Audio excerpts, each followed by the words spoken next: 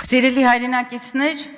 մինչ Հայաստանի Հանրապետության իշխանություններն ու նրանց քարոզչամեքենան փորձում են հայ ժողովրդին համոզել ու ներշնչել, թե մենք մենակ ենք եւ միջազգային հանրության կողմից լքված,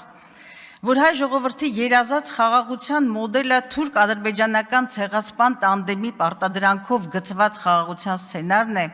եւ չկա այլ ընտրանք, քան ցավոտ ու վերջնական կապիտուլյացիան, Եվրոպարլամենտը ձայների բացարձակ մեծամասնությամբ բանաձև է ընդունում Արցախի բռնազավթումին տալով էթնիկ զտում գնահատականը եւ պահանջելով Ադրբեջանից անհապաղ ազատ արձակել անմարդկային վերաբերմունքի եւ խոշտանգման ենթարկվող 23 հայ գերեվարված անձանց, այդ թվում Լեռնային Ղարաբաղի ռազմաքաղաքական ղեկավարությանը։ Այս նույն ընթացքում ԿՊ առաջնորդը հերթական խեղված մտքերն է հանրայնացնում իրեն եւ այլոց համոզելով, թե Հայաստանի Հանրապետությունը երբեք այնքան ինքնիշխան եւ անկախ չի եղել, ինչպես հիմա։ Ես չգիտեմ, թե հոգեբանության ու քաղաքագիտության մեջ այս սինդրոմը ինչպես է կոչվում, բայց մի բան ակնառու է։ Փաստորեն Փաշինյանի եւ խմբակի լիակատար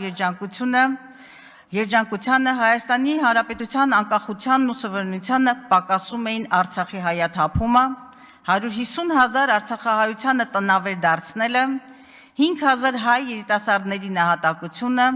Արցախում հայկական հետքի վերացումն ու Բաքվում կեղեքվող հայ գերիների դատավարության համապատկերին ողջ հայության նվաստացումը։ Իսկ 7-ամյա աղետալի հետագից թողած քաղաքական թիմն ու դիվանագիտական խայտառակ ֆիասկո արձանագրած արտգործնախարարը ոչ միայն ֆետիշացնում է սեփական պարտությունը, նաև այլ քաղաքական ուժերի մեղադրում պետականությունը դրժելու մեջ։ Ու հիմա իբրև ձեռքբերում է ներկայացվում մի թուղթ, ուր չկա ամրագրում Հայաստանի Հանրապետության օկուպացված տարածքներ ազատելու, հայ գերիների ազատման կամ արցախահայության հավաքական վերադարձի իրավունքի մասին։ Օրերս Շվեյցարիայի Դաշնային ժողովի երկու պալատները բանաձև են ընդունել, կարևորելով Լեռնային Ղարաբաղի եւ Ադրբեջանի միջև երկխոսությունն ու պաշտպանելով բռնի տեղահանված հայերի վերադարձի իրավունքը։ Այս դրվագներն այն մասին են, որ միջազգային ինստիտուցիոնալ գործիքներն ու մեխանիզմները սպառված չեն,